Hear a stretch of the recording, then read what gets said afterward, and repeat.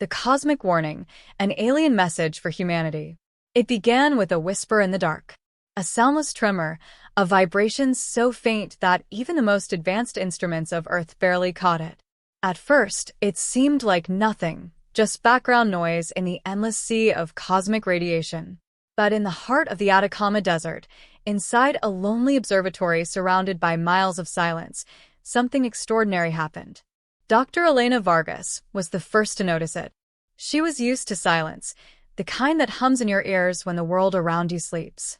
Night after night, she stared into the abyss of space, searching for patterns in chaos. But on that particular night, as the wind whispered across the desert sands, the universe spoke back. Her computer screen blinked once, then twice. Then a series of symbols and pulses appeared, irregular, but repeating with eerie precision. She frowned. "That's impossible," she murmured. The signal didn't match any known pulsar, radio wave, or stellar pattern. It was deliberate. It was structured. Her assistant, Amir Khan, looked up from his monitor. "Another false alarm?" "Not this time," Elena said, her voice trembling slightly.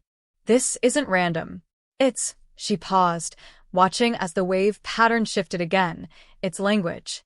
For the next 6 hours, the team analyzed the signal. The transmission pulsed in sequences of 3s and 7s, prime numbers. A universal signature. But embedded within the pattern was something else. Data. Complex, layered, and intelligent. By dawn, the world had changed. NASA confirmed the signal wasn't of human origin. It came from a point just beyond Neptune, the edge of the solar system. A signal that had been traveling for thousands of years, suddenly growing stronger, as if something or someone had activated it. The news spread like wildfire. Governments panicked. Media outlets screamed headlines. Alien signal detected. Mysterious transmission from outer space. But amid the chaos, Elena stayed silent. She knew what most didn't. The signal wasn't just a greeting. It carried a warning tone, like a distant alarm, echoing across time and space. She ran a final translation attempt through her decoding software. Lines of alien symbols formed on her screen, rearranging into recognizable patterns. The computer finally produced a rough translation. "We watched your world rise. We watched your kind evolve. But you are not alone. The darkness is coming." Elena stared at the words, her heart pounding. "What does that mean?" Amir asked quietly. She whispered, almost to herself. "It means they know us. And they're warning us." Outside, the first rays of sunlight touched the desert. The world below carried on, unaware that somewhere out beyond the stars, something ancient had opened its eyes.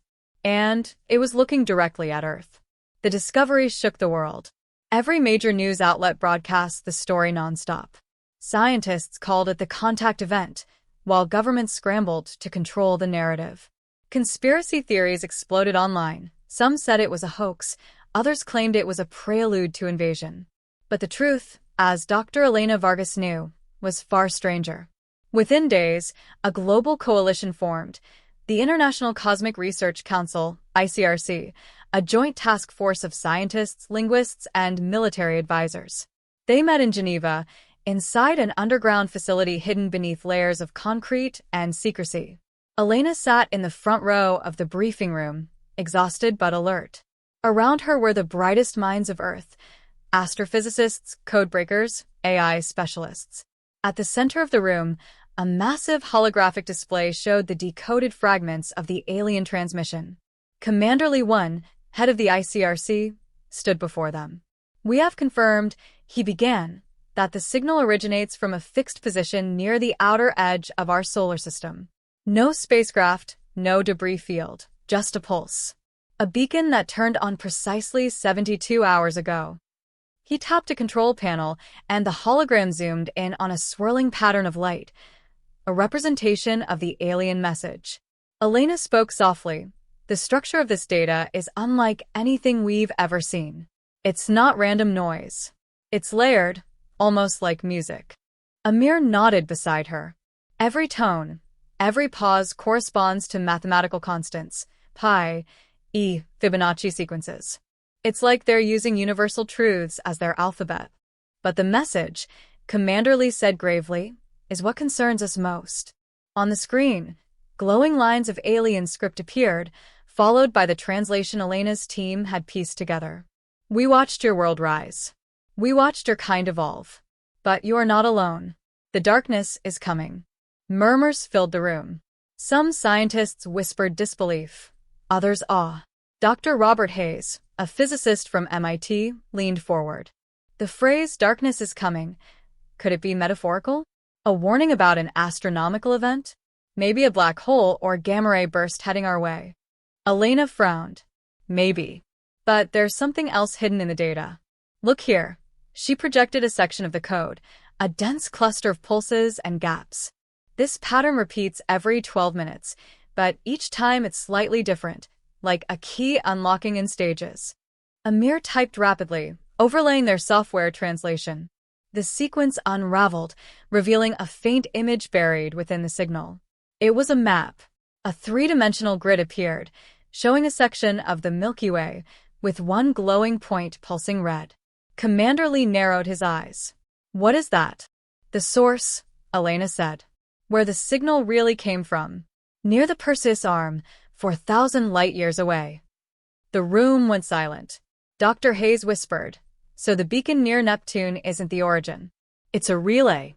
Someone or something left it there to pass the message along. Lee exhaled slowly. You mean they've been here before? Elena's gaze stayed fixed on the red point. Not just before, she said. They might still be here. That night, as the world argued and speculated, Elena sat alone in her hotel room. She played the signal again, just to listen. It was rhythmic, haunting, and strangely familiar, like a song half-remembered from childhood. Then, in the middle of the transmission, she heard something new. A faint whisper, a human-like voice embedded within the alien tones. She slowed it down, amplified it, and froze. The voice said, in a trembling echo, "You opened the door. Now they know where you are." Elena's heart stopped. She replayed the section again. The same words. The same warning. Her hands shook as she called Amir. Amir, she whispered, we're not just decoding a message. We've triggered something. 3 days after the whisper was heard, strange things began to happen across the world.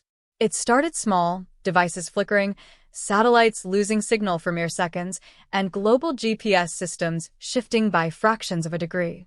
The disruptions were short, almost harmless. But they followed a pattern. Every 12 hours, precisely when the alien signal pulsed.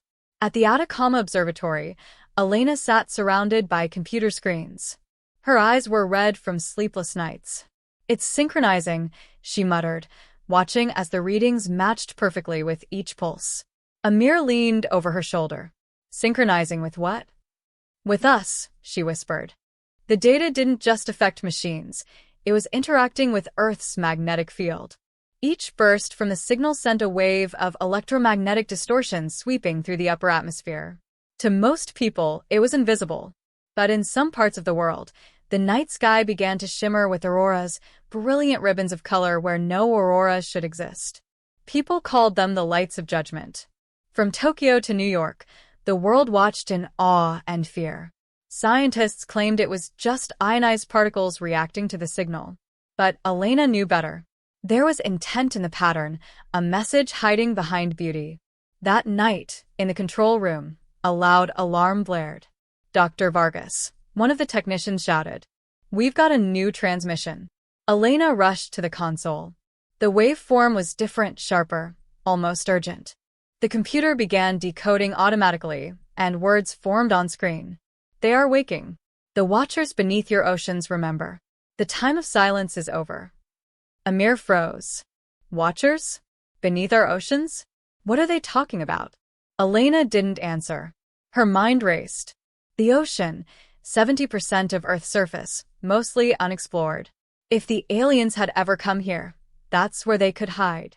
She pulled up global sonar data from deep-sea listening stations. If there's anything out there, we'll hear it, she said. For hours they scanned the feed. Then, just before dawn, one of the signals spiked. From the Mariana Trench, the the deepest point on Earth. A slow, rhythmic pulse. Exactly the same frequency as the alien message. "Oh my God," Amir whispered.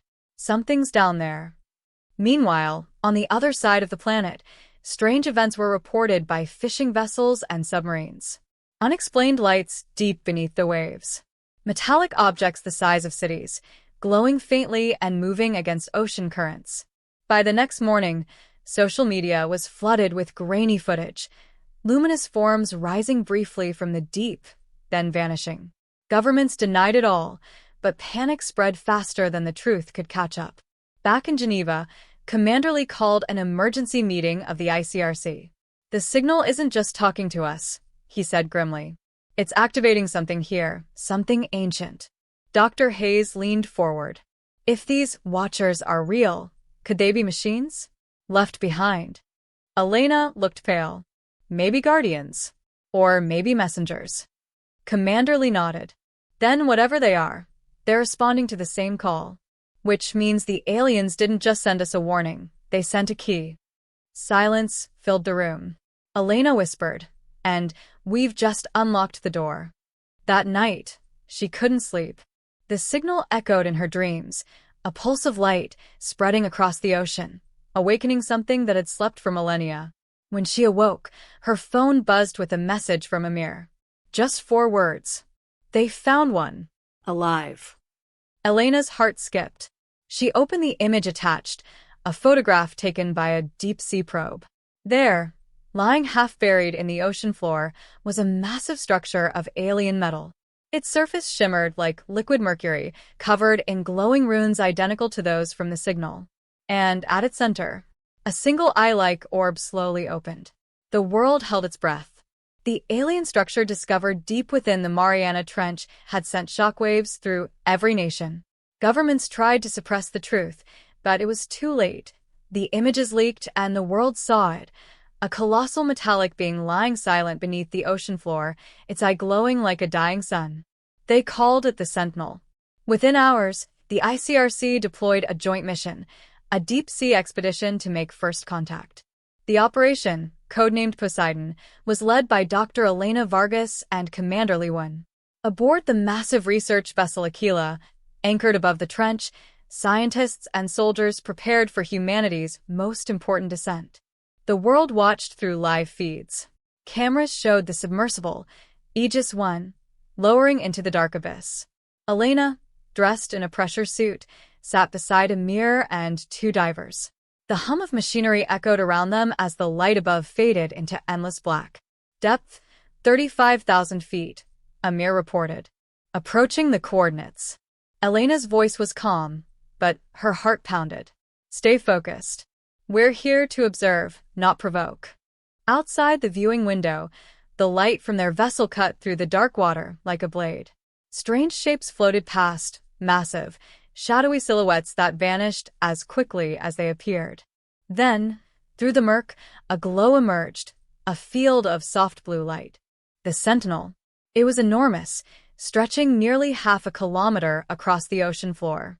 Its metallic surface pulsed like breathing skin, covered in inscriptions that shimmered with alien energy. This isn't a machine," Amir breathed. "It's alive." The Sentinel's eye turned toward them, a sphere of light and shadow, ancient and knowing. Then the alien signal that had echoed across space began to resonate through the water. The subsystems flickered. "Power surge," Amir said, panicking. Elena raised a hand. "Wait. It's not attacking. It's talking." Through the static, a voice began to form, layered, mechanical, yet strangely human. "We are the Watchers, guardians of the seeded worlds. You have broken the silence." Elena leaned forward, her voice trembling. "This is Dr. Elena Vargas. We received your message. Who are you warning us about?" The light on the Sentinel's surface shifted, forming strange symbols that translated automatically on their screens. "The darkness you call the void. It devours the stars. It comes for you now." A chill filled the cabin. Commander Lee's voice crackled through the radio from the surface. "Dr. Vargas, do you have visual confirmation of movement?" Elena hesitated. "Negative.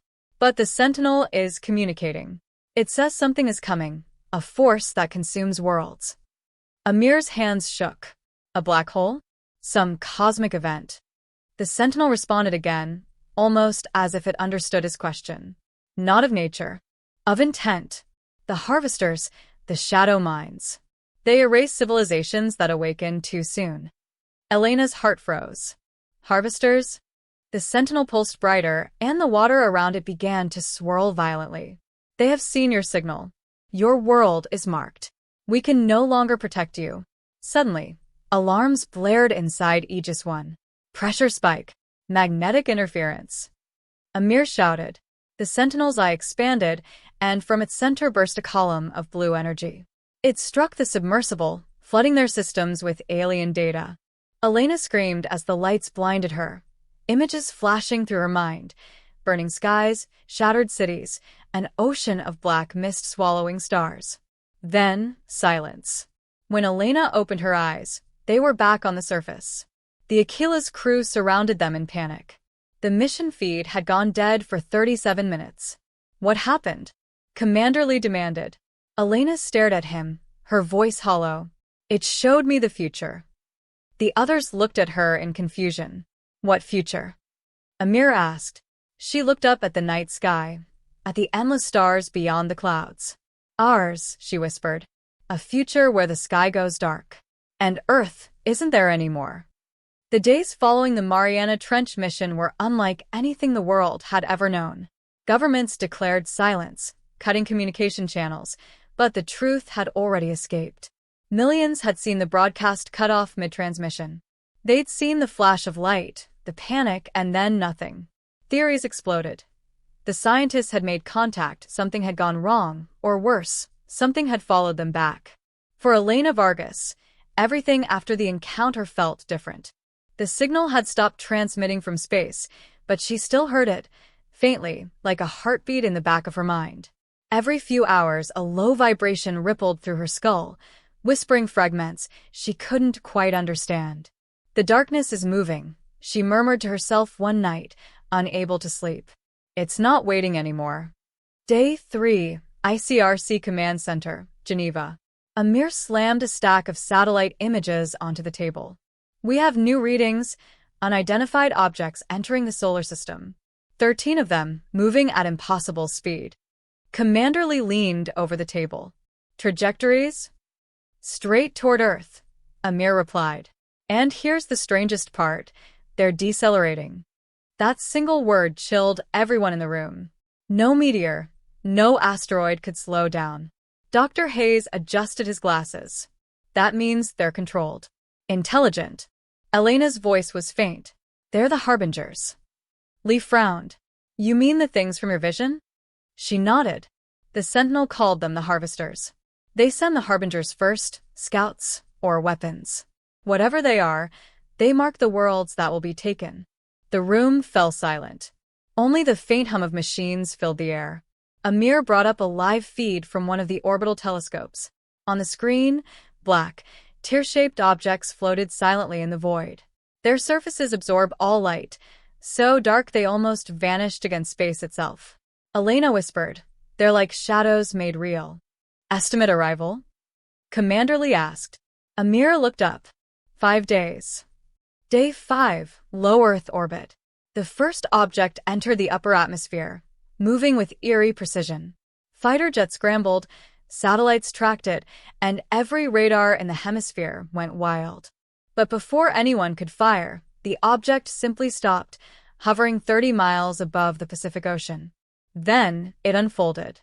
Panels of dark matter-like material shifted, revealing glowing lines that pulse like veins. The air around it shimmered as if reality itself bent in its presence. From space, it looked like a flower of black glass blooming in the sky. Within hours, 12 more appeared, each one hovering silently over a different part of the world. New York, Beijing, Cairo, London, Moscow, Rio, and others. Global panic erupted. Streets filled with screaming crowds. Some prayed, others looted, others just watched the skies in silence. The world's military forces mobilized. Missiles were launched. Every nation fired. And every missile vanished before reaching its target. The air itself rippled, swallowing the weapons whole. On the Aquila, anchored near the trench, Elena and Amir watched live feeds of chaos. "They're not attacking," Amir said, trembling. "They're just watching." "They don't need to attack," Elena replied. "They're studying us, measuring what we'll do, testing our fear." Just then, her earpiece crackled. A deep, layered voice emerged, familiar and alien at once. "You were warned. The silence was meant to protect you. You broke it." It was the Sentinel. Somehow, it was speaking directly to her, through every signal, every frequency. Elena closed her eyes, whispering, "Then tell us how to stop them." The voice hesitated. "Then." "You cannot. The harvesters consume what they touch. But there may still be a way to hide." Elena's eyes widened. "Hide? "How?" Before the voice could answer, the ocean around the Aquila began to glow. The ship's instruments went haywire. From beneath the waves, the Sentinel's light burst upward again, brighter than before. Amir shielded his eyes. "What's it doing?" Elena stared in awe. "It's waking the others." Across the world's oceans, seismic sensors detected massive energy spikes. Similar structures, more sentinels, began activating in the depths. The Sentinel's final words echoed in her mind. "If your kind can hear this, remember. The darkness feeds on awareness. To survive, you must forget." Then, everything went dark. The lights of the world flickered. Satellites fell silent. For 12 seconds, the entire Earth lost power. When the lights returned, the sky was different. The stars, thousands of them, were gone. Only the harbingers remained, hanging like black moons above the dying Earth. Darkness. Not the kind born from night, but something far deeper. The kind that eats light, swallows thought, and makes the stars themselves disappear. When the power returned after the 12-second blackout, the world was no longer the same. Half the satellites were gone. Entire constellations had vanished from the heavens. The Milky Way, once a brilliant ribbon of light across the night, had been erased, replaced by a dull, endless void. People looked up in horror, unable to comprehend. The stars had always been a constant, a reminder of humanity's place in the cosmos. Now, it felt as if the universe itself had turned its back on them. At the Geneva Command Center, chaos erupted. "Communications are failing globally," shouted one technician. "Power grids unstable, navigation systems offline, orbital data corrupted." Commander Lee slammed his hand on the table. "Get me a live visual feed." But there was none. Every telescope, every satellite, every eye in space had gone blind. Only one feed remained operational, the deep-sea camera at the Mariana Trench, showing the faint glow of the Sentinel. Dr. Elena Vargas stood motionless, staring at the screen. "It's still awake," she whispered. "Even through all this." Amir's voice cracked. "Elena, where did the stars go?" She hesitated. "They didn't disappear. They were taken." The words fell heavy in the room. Dr. Hayes shook his head. "You're saying those harvesters are consuming starlight?" Elena nodded slowly. "That's what the Sentinel showed me. They feed on energy, on awareness, even on thought. Every civilization that sees them, every mind that understands them, becomes fuel." Commander Lee frowned. "Fuel for what?" Elena's eyes darkened. "For whatever comes after." Across the world, strange phenomena began to ripple through Earth. In the skies above the Pacific, one of the harbingers opened, its black surface folding outward like petals of night. From within, streams of dark mist drifted down, spreading across the atmosphere. Cities beneath the clouds fell silent. People reported whispers in their heads, voices that weren't their own, memories that weren't theirs. Some called them dreams, others hallucinations. But they all spoke of the same thing, a black sun rising in a dead sky. In New York, the lights flickered endlessly. People stared upward, trying to find the moon, but it was gone. Only a vast, circular shadow hung where it should be. In the deserts of Saudi Arabia, nomads spoke of figures walking within sandstorms, tall, thin silhouettes that vanished when approached. And across the oceans, sonar readings detected movement, enormous shapes gliding beneath the waves, larger than any submarine or sea creature known to man. The harbingers had come alive. Back at the trench, the Aquila floated amid raging waves. The ocean glowed faintly beneath it, like the heartbeat of a sleeping god. Amir watched as the water around them shimmered with unnatural light. Elena, I think it's calling again. She activated the communication array. The familiar hum of the alien frequency returned, faint but distinct. The Sentinel's voice spoke directly into their minds. The veil has broken. The darkness has found you. There is only one path to silence. Elena steadied her breath. Tell us how to stop them. Please. You cannot stop what you've awakened, the voice said. But you can choose to be forgotten. Amir frowned. Forgotten? What does that mean? We hid you once, long ago, when the harvesters devoured the first worlds. We erased your name from the stars. Now you have spoken again and they remember you. Elena's eyes widened. We're not the first. No. You are the last. A deep rumble shook the vessel.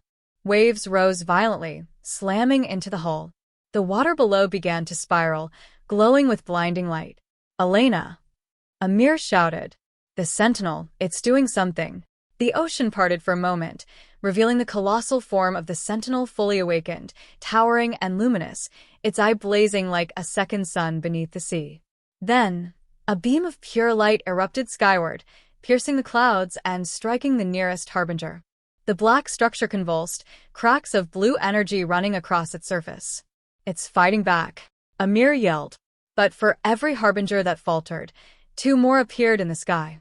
Elena gripped the console, whispering, they can't stop them, not this time. Above them, the stars continued to vanish, not fading, but being erased, one by one. The Sentinel's voice returned, weaker now. If you wish to survive, you must become silent once more. Then, it went dark. The signal stopped. The glow faded. The Sentinel, humanity's last protector, was gone. Elena stared into the black water, her reflection merging with the void. How do you silence an entire world? She whispered. Amir looked at her, trembling. Maybe we don't. Outside, the harbingers began to descend. The world was falling apart. Entire nations had gone dark. The harbingers hung over major cities like colossal shadows, emitting pulses that distorted time and space. Clocks stopped, voices echoed without sound, and memories began to blur. People forgot where they were, who they were, as if reality itself were unraveling thread by thread. In Geneva, the International Cosmic Research Council was in ruins. Only a few survivors remained, scientists, soldiers, engineers, gathered in an underground bunker. Their faces were pale, their eyes hollow. The end of the world was no longer coming. It was here. Dr. Elena Vargas stood before a cracked digital screen, the last working display in the facility. On it blinked a single message, the last remnant of communication from the Sentinel, captured before it went silent. If you wish to survive, you must become silent once more. She stared at those words, her mind racing. Around her, Amir worked feverishly on damaged computers, trying to stabilize what was left of their systems. Elena, he said, his voice trembling, the satellites are gone. Our networks are collapsing. Whatever those things are doing, it's erasing us from existence. Elena's expression was grim. That's exactly what the Sentinel warned us about. The darkness doesn't destroy, it unwrites. It feeds on attention, on knowledge. Every thought, every record of humanity makes us easier to find. Commander Lee stepped forward, exhausted but defiant. So what do? We can't fight shadows. Elena looked at the glowing screen one last time. We hide. Just like before. Amir turned to her in shock. You mean erase everything? Our data? Our memories? Yes, she said. All of it. Every trace of human consciousness. Every digital signal. Every broadcast. We have to disappear from the universe again. The room went silent. Even the hum of the generators seemed to pause. Dr. Hayes whispered, That's suicide. You're talking about ending civilization itself. Elena turned to face them. If we don't, there will be nothing left to end. The plan, Project Silence. Amir brought up the last functioning schematic on his terminal. We still have one working array, the deep pulse transmitter in the Andes. It was designed to send signals into deep space, but if we reverse the modulation, Elena finished his thought, we could send an inverse pulse, a wave that erases all electromagnetic data linked to human origin. Every transmission, every digital memory, every trace of our voice in the cosmos. Commander Lee frowned. And what about us? Elena hesitated. The pulse will hit Earth too. It'll wipe everything, servers, communication systems, possibly neural memory. Amir's voice cracked. You mean we won't remember who we are? Yes, Elena said softly. But we'll still be. The silence that followed was unbearable. Outside, the earth trembled, the harbingers moving in the distance, their shadows stretching across the continents. Finally, Commander Lee placed his hand on the table. Do it. Hours later, the Andes array. Snow fell in thick, silent flakes as the last survivors reached the mountain facility. The building was ancient, carved into the rock, its antennae stretching into the clouds. The power flickered as they connected the last fuel cells. Amir's hands shook while rerouting power. Elena stood by the main console, entering command codes. This pulse has to reach every corner of the planet, she said. Every memory, every machine. The Sentinel gave us the key. It's encoded in the alien signal's frequency. Amir glanced at her. Are you sure this will work? Elena smiled faintly. No. But it's the only choice we have. She pressed a button, and the system hummed to life. A low vibration filled the chamber, deep, ancient, almost like a heartbeat. The countdown began, T-minus 3 minutes. Commander Lee looked toward the glass dome above them. Outside, the harbingers descended slowly through the clouds, their black surfaces shimmering with impossible light. They're coming, he said quietly. Elena nodded. Then we're right on time. T-minus 60 seconds. Amir's voice broke. Elena, if we forget everything, who will remember why we did this? She turned to him, tears in her eyes. Maybe no one. But maybe that's what saving the world looks like, no one remembering that it almost ended. T-minus 30 seconds. The ground shook violently. One of the harbingers appeared over the facility, blotting out the sky. Its surface rippled, opening like an enormous pupil. A low hum filled the air, the same tone from the original alien signal. Elena raised her hand over the activation switch. This is for the ones who'll wake up tomorrow, never knowing what they were saved from. T-minus 10 seconds. Amir whispered, Goodbye, Elena. She smiled faintly. Goodbye, Amir. 3, 2, 1. She pressed the button. A blinding white pulse erupted from the mountain, spreading across the sky like a silent wave. It raced across continents, oceans, and clouds, through cables, machines, and memories. One by one, lights went out. In that moment, humanity forgot. Names, nations, history gone. The harbingers froze, their lights dimming, as if suddenly blind to the world. The sky cleared, and for the first time in days, stars reappeared. When the light faded, silence fell upon the earth. No hum of cities, no static of machines, no glow of screens. The world was quiet, beautifully, painfully quiet. The mountains stood like ancient guardians beneath the dawn sky, the oceans calm and still. Humanity slept through the greatest event in its history, the moment it forgot itself to survive. The pulse had done its work. It had swept through every wire, every transmission, every neuron that carried memory.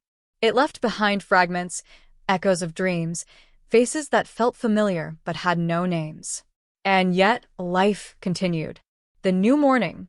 A soft wind blew across the Andes, scattering snow from the mountaintops. At the base of the silent array, a woman stirred.